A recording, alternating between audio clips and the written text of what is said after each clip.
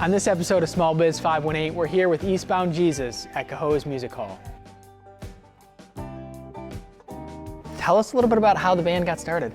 You know, we didn't even know how to play in Albany. We were over in Greenwich, and we were just like, we didn't even know how to book a show. We were kicking around band names, right, for months. We had a show coming up, and we still didn't have a band name. They wanted a band name to put on the flyer. And Dave, our bass player, was on the phone talking to somebody. He said, "Oh, I'm at practice." And they said, "Where?" And he said, "I'm out in East Jesus." I think that was a way to show that, I don't know, country slang for like I'm in the middle of nowhere. Right. And we just were like, Eastbound Jesus. We were almost the Lobster Boys. That was that's a bad really name. close. Yeah. Still kind of wish we went with that sometimes. Your first album that you put out was Greatest Hits Volume 1. Yeah. Yes. Well, Was that a joke, or can you talk Well, about yeah, that? I mean, yeah, it was a joke. For us, it was all of our greatest hits because it was all the songs that we had ever written.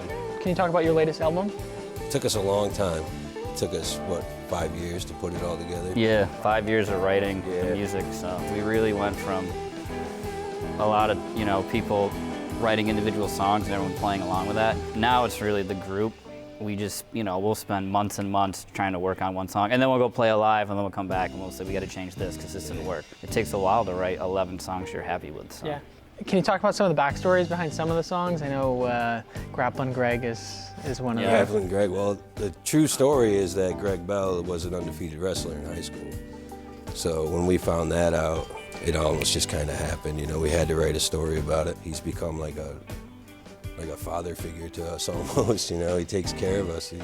Greg Bell's done a really great job at bringing more and more big shows into the area, and the local scene is just really good. One of your most successful events is Eastbound Throwdown. Can you talk about how that came together and what people can expect? The Throwdown is something that we started 5 years ago. We did a little one-day thing, and then we ended up moving it to a giant farm in Salem, and we built the stage, and we sort of just booked like 15 bands, and then it took off. We did 21 bands last year. We have 2 stages. There's camping. We did.